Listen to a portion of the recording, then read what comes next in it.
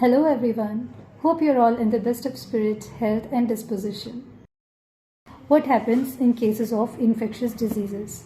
Nature have designed us in a very dynamic, automatic and autocratic way. If the nature was passive and inactive, whenever there was an infection, the infection would kill the patient, right? No. Fortunately, nature starts limiting the development of the disease, at the same time promoting the recovery of the person. What is the principle that the nature relies on? That for germination, we would need a seed and the soil. To kill an already sprouted seed, it would cost a lot of unnecessary exertion of the power of nature. The nature is very smart.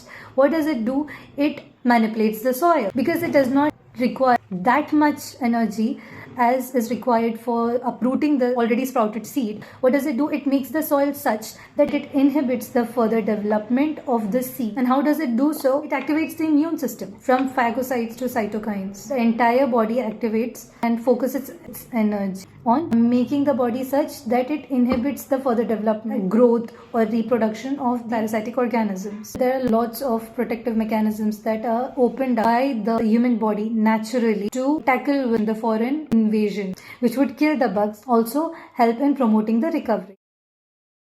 What's the part that homeopathic medicine plays in all of this? It favors the introduction of immunity. Since the homeopathic medicine that we give is similar in effect and similar in its action to the primary infection, it would trigger the immunity further. But the homeopathic medicine is not self-multiplying. How would we increase the immunity further? By the supply of increased dosage, we would increase the immune response from the organism. All of this until the current need of the immunity passes away. And as soon as it passes away, the body in itself has got these memory cells which can remember the infection that occurred before. It gives us immunity for a long time, if not for a lifetime.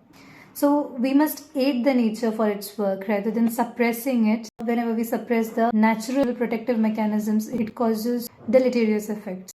Thank you for watching. Stay safe, stay healthy.